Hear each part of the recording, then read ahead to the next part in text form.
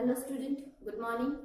Student, last lecture में हमने जो है मैकेनिज्म ऑफ ब्रीदिंग, राइट, कि किस तरह से हम ब्रीदिंग करते हैं, रेस्पिरेशंस करते हैं, उसके बारे में डिस्कस किया था। तो स्टूडेंट, अब हम ये जो हम रेस्पिरेशन प्रोसेस करते हैं, CO2 आउटसाइड जाता है, O2 इनसाइड आता है, उसके बारे में हमने डिस्कस किया। अब हम इन डिटेल में डिस्कस करेंगे। स्टूडेंट, हम ब्रीदिंग के बारे में बात करें तो एक नॉर्मल ब्रीदिंग जो होती है पर मिनट में 12 to 16 टाइम होती है। ओके, एक नॉर्मल एडल्ट ह्यूमन बीइंग पर मिनट 12 to 16 टाइम ब्रीदिंग करता है। ओके, ये रेशियो ध्यान रखना, 12 to 16 टाइम पर मिनट। ओके, 12 to 16 टाइम पर मिनट। ओके, ये एक नॉर्मल ब्रीदिंग रेट है। अब आगे हम जो नेक्स्ट थ्योरी है एक्सचेंज ऑफ गैसेस, राइट, उसके बारे में हम बात करते हैं। तो रेस्पिरेशन के टाइम पे स्टूडेंट आपको पता है कि क्या होता है, क्या फर्स्ट हमने अभी डिस्कस किया, O2 अंदर लेंगे, CO2 बाहर डालेंगे। तो हाउ दिस प्रोसेस किस तरह से होती है, राइट, तो उसके बारे में हम डिस्कस करेंगे। तो फर्स्ट आपको तो पूरा जो सिस्टम है वो पता है, हमारा जो nostril, nasal passage, then larynx, pharynx, and the trachea, primary bronchioles, secondary bronchioles, tertiary bronchioles, and at the end alveolar sac, right? alveoli तक हम पहुंच गए। अब ये स्टूडेंट हमारी alveoli है, राइट। स्टूडेंट, हम बात करें एटमोस्फियरिक एयर के बारे में हम बात करें तो वहां पे जो O2 का, ऑक्सीजन का जो प्रेशर होता है वो 1.9 mmHg जितना, जबकि CO2 का प्रेशर रहता है 0.3। ओके, तो इतना रहेगा। ओके स्टूडेंट,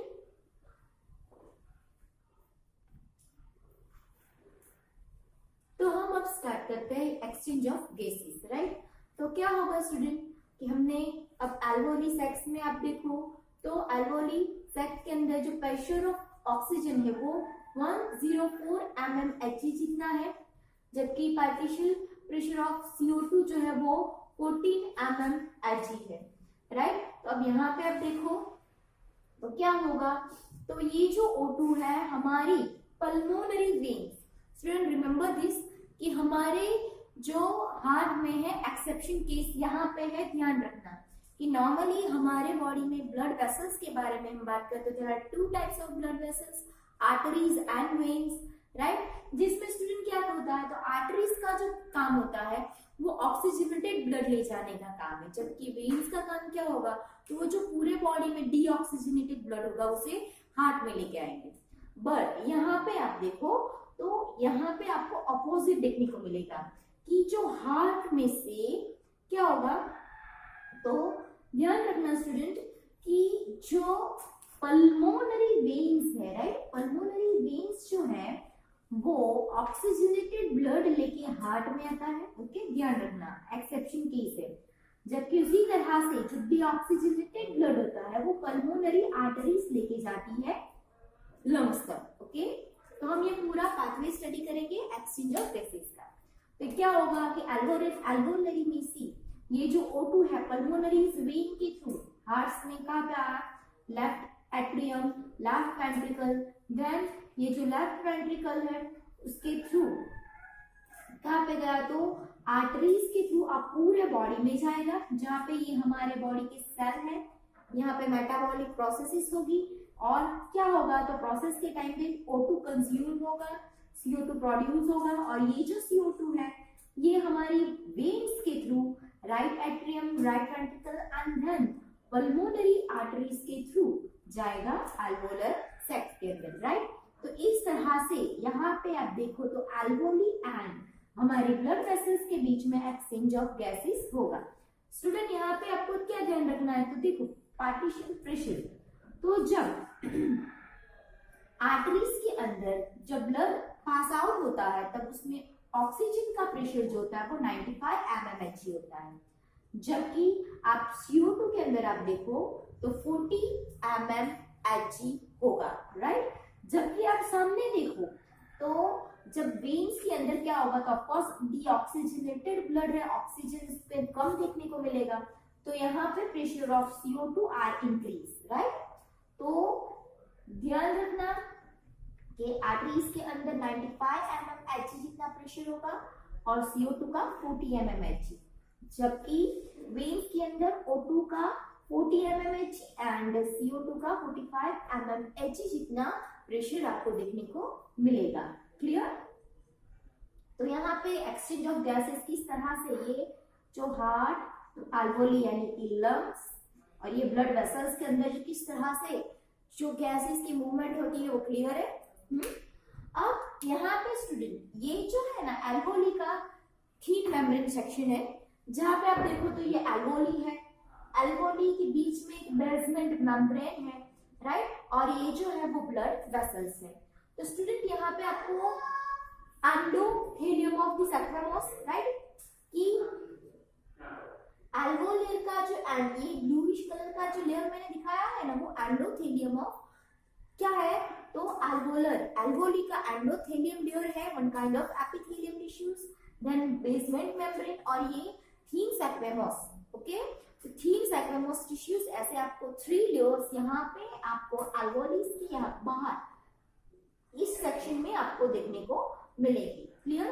तो यहाँ पे भी क्या होगा, तो ये एक्सचेंज ऑफ गैसेस ही होगा, बस यहाँ पे आपको एक 3 मेम्ब्रेन है वो ध्यान रखना है। ओके, तो student pressure of CO2 air में 0.3 है, O2 159 है, राइट, और ये जो है ऑफ कोर्स आर्टरीज के अंदर ऑक्सीजनेटेड ब्लड होगा, सो उसका प्रेशर ज्यादा होगा तो 95, CO2 कम होगा तो कितना 40।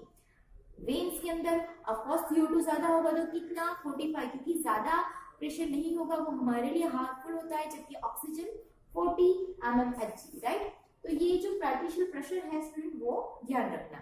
ओके, अब हम बात करते हैं तो ट्रांसपोर्ट ऑफ गैसेस। तो स्टूडेंट ट्रांसपोर्ट ऑफ गैसेस में ऑफ कोर्स ये जो CO2 एंड O2 है ये दोनों हमारी बॉडी में ट्रांसपोर्टेशंस होते हैं, राइट, जिसमें हम पहले O2 के ट्रांसपोर्टेशंस के बारे में बात करें तो O2 का जो ट्रांसपोर्टेशंस है उसमें 97% ऑफ दिस O2, राइट, 97% का जो ऑक्सीजन है वो ट्रांसपोर्ट होता है आरबीसी से, means red blood corpuscles, right, हमारे ब्लड वेसल्स के अंदर जो हमारे रेड ब्लड सेल्स है, राइट।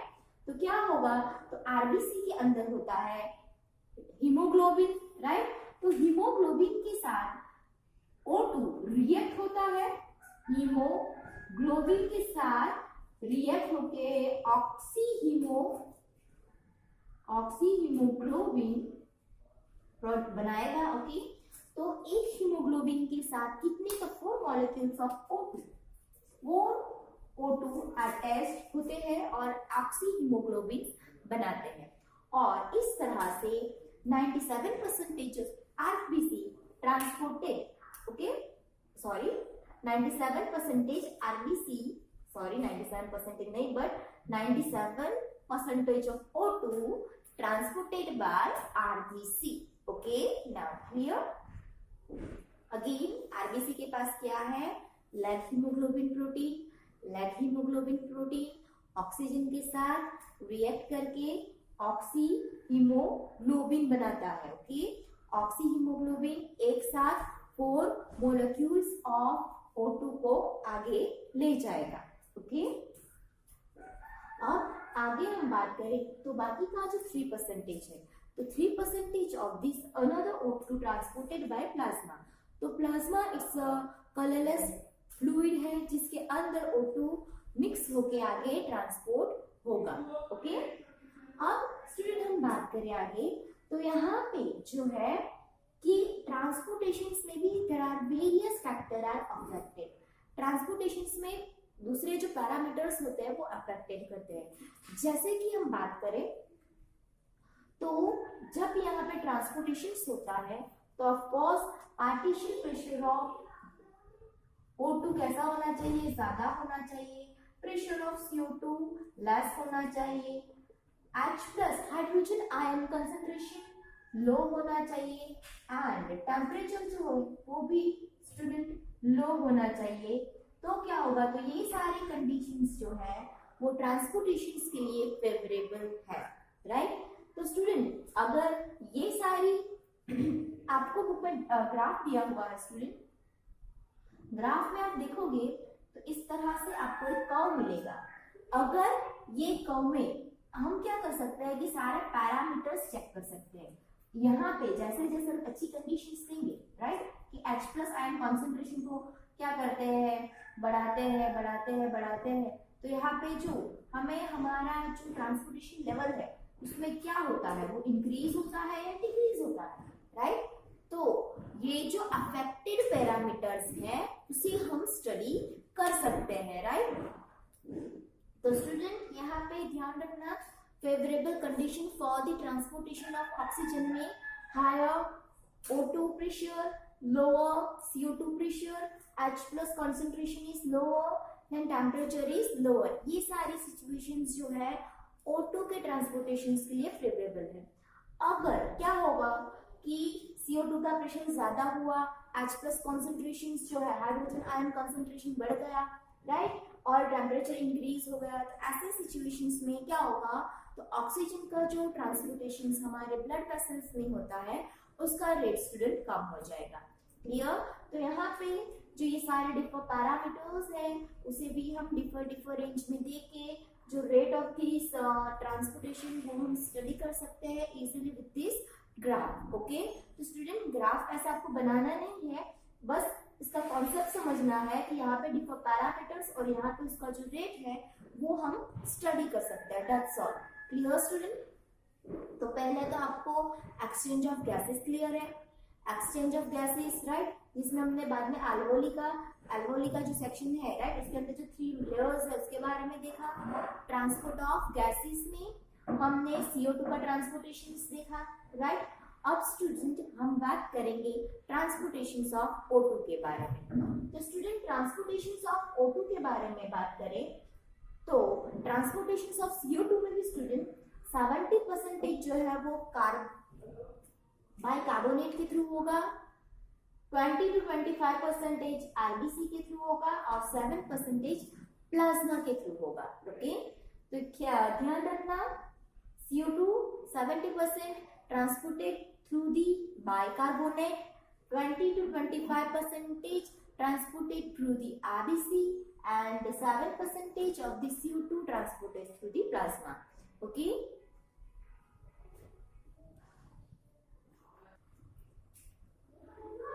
स्टूडेंट हम जो ट्रांसपोर्टेशन ऑफ गैसेस के बारे में बात कर रहे थे, राइट, ट्रांसपोर्टेशन ऑफ गैसेस जिसमें हमने O2 के बारे में डिस्कस किया कि 97% RBC करता है। ओके, बाकी का जो 3% है वो प्लाज्मा करता है।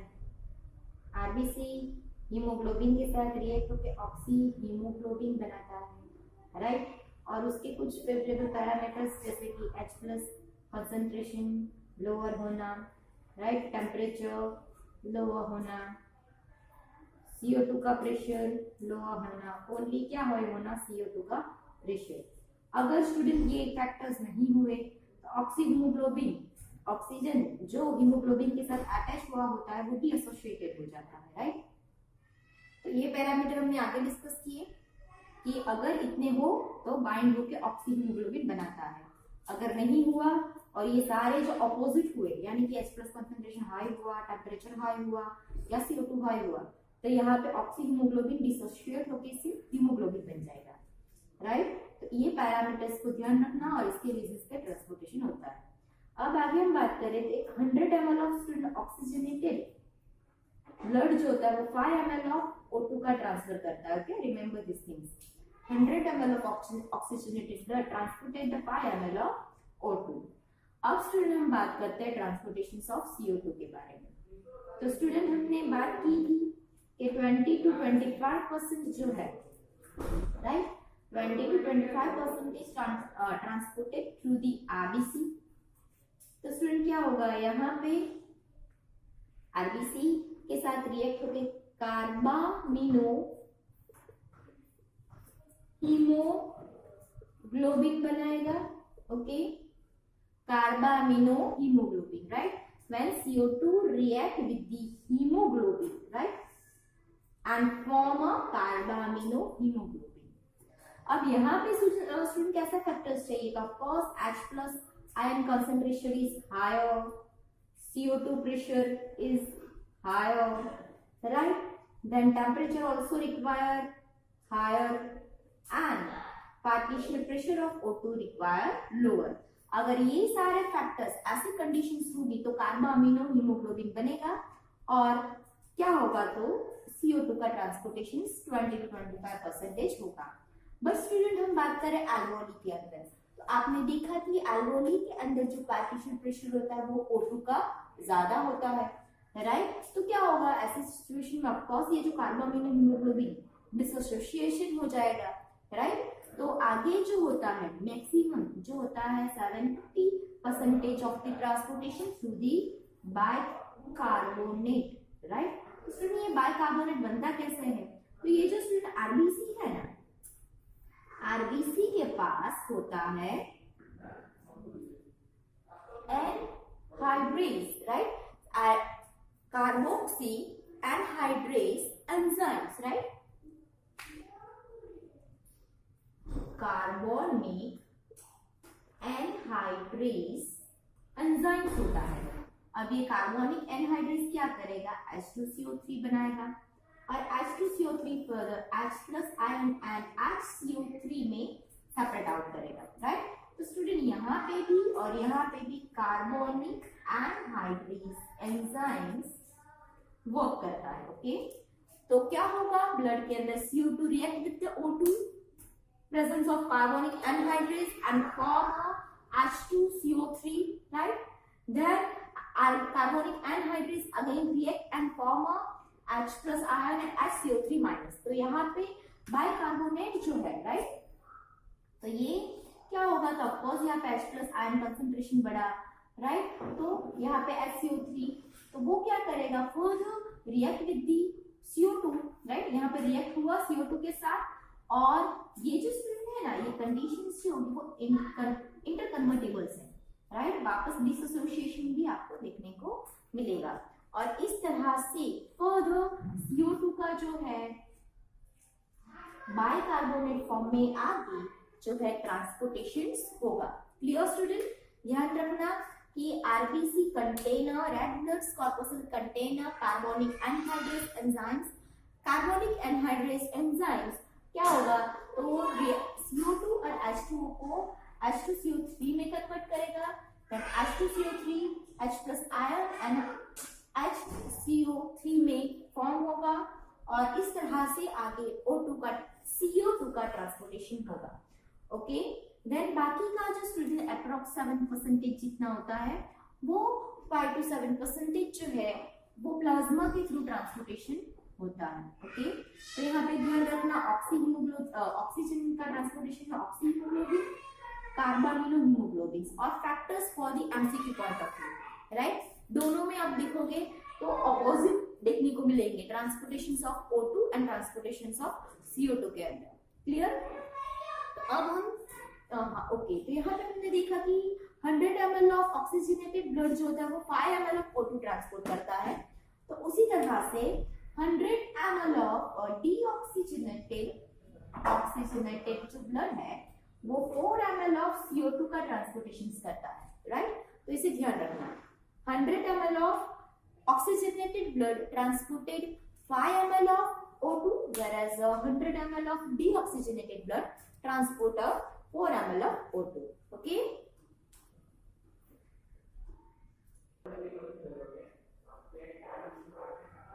हेलो स्टूडेंट हमने इस चैप्टर में जो है रेस्पिरेशन किस तरह से करते हैं, उसका मैकेनिज्म क्या है, किस तरह से हमारे बॉडी के अंदर O2 CO2 का एक्सचेंज होता है उसके बारे में डिस्कस किया।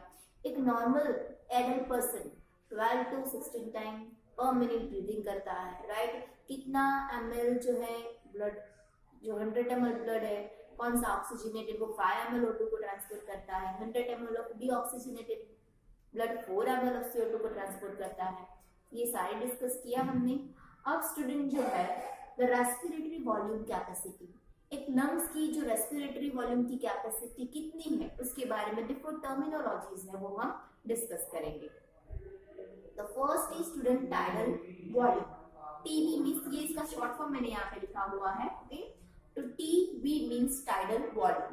तो स्टूडेंट टाइडल वॉल्यूम क्या होगा, तो total volume of respiration, right, कि जिसमें क्या होगा कि एक normal inspiration and normal expiration, एक हमारा नॉर्मल ब्रीथ में कितना वॉल्यूम रहता है, तो वो रहेगा 600 to 800 ml पर मिनट, ओके, उसे हम कहते हैं tidal volume.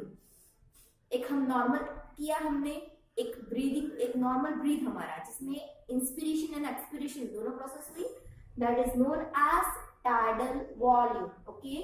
The total volume of air inspiration or expiration is known as tidal volume, और वो कितना है 600 to 800 ml per minute। Then आगे हम बात करें, another is inspiration residual volume, okay।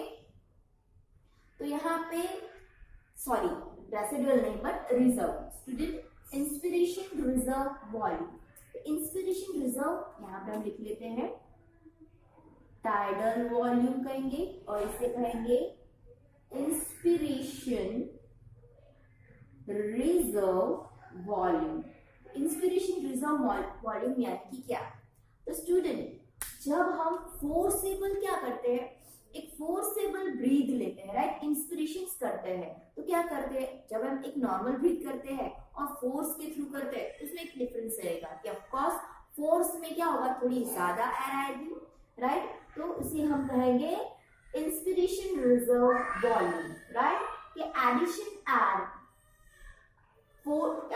क्या होगा, addition air volume forcible through the forcible inspirations, right, या हम कह सकते हैं कि additional air acquired through the forcible inspirations, that is known as inspiration reserve volume, okay।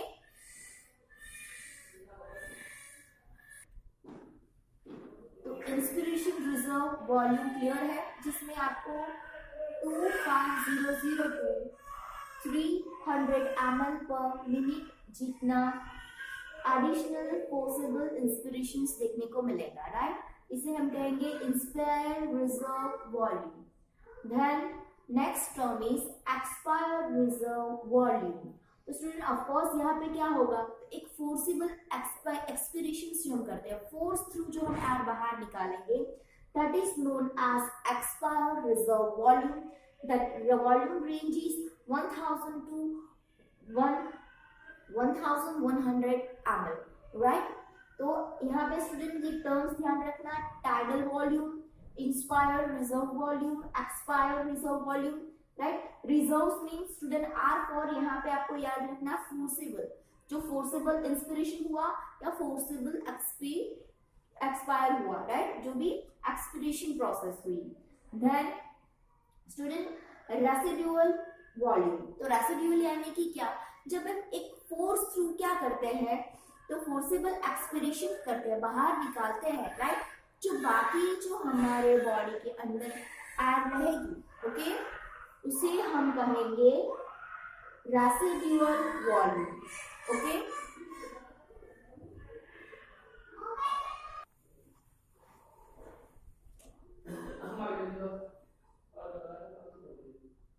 IC means यहाँ पे क्या होगा, इंस्पायर कैपेसिटी, राइट, तो total volume of inspire after normal expirations, okay. तो क्या होगा, यहाँ पे ध्यान रखना, इंस्पायर कैपेसिटी एक नॉर्मल एक्सपीरेशंस के बाद, एक नॉर्मल जब हम क्या करते हैं, एयर बाहर निकालते हैं, उसके बाद जो हमारा टोटल इंस्पिरेशंस रहेगा, राइट, इंस्पायर रहेगा, उसे हम इंस्पायर कैपेसिटी कहेंगे। देन एक्सपायर कैपेसिटी, तो of course after normal inspiration के बाद जो एक्सपायरेशन प्रोसेस होगी, that is known as total volume of air expire, right, जिसे हम कहेंगे EC, expire capacity. Then functional residual capacity, तो FRC, the volume of air remain after normal expirations, right, एक normal expiration यानी कि air बाहर हमारे लंग्स में से निकली, हमने एक्सपायर किया, उसके बाद जो हमारे बॉडी के अंदर नॉर्मल रहेगी, that is known as functional residual capacity. And then VC यानी कि जो vital capacity, vital means total capacity, जो मैक्सिमम कैपेसिटी हमने एक पूरा एक ब्रीथ लिया है, इंस्पायर किया, राइट, तो उसके बाद जो हमने एक फोर्स थ्रू एक रेस्पिरेशन किया और हमारे लंग्स की जो टोटल कैपेसिटी होगी that is known as VC, vital capacity, maximum volume of air a person can breathe after forced inspiration, that is known as vital capacity. And third one is TLC यानी कि total lungs capacity, the total volume of air in the lungs and of a forced inspiration, right? तो एक forced inspirations के बाद क्या होगा, बाहर जो जाएगा total lungs capacity, that is known as, okay.